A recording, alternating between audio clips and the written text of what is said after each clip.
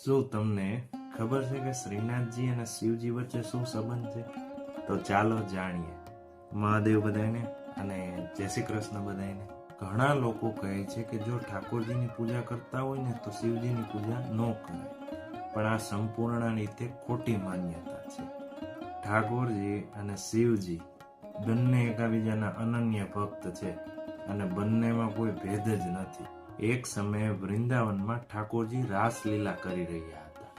ભગવાન શિવે પણ આ દિવ્ય રાસના દર્શન કરવાની ઈચ્છા વ્યક્ત કરી, પરંતુ રાસલીલામાં પ્રવેશ માત્ર ગોપીઓ માટે જ હતો. પણ મહાદેવે ગોપીનું સ્વરૂપ ધારણ કર્યું અને રાસ સ્થળે પહોંચી ગયા. અને આસપાસની ગોપીઓને થયું કે આ કોણ છે, પણ ઠાકોરજી તો બધું જાણતા હતા. એમને ખબર હતી કે સ્વયં મહાદેવ તેમના રાસમાં જોડાયા છે.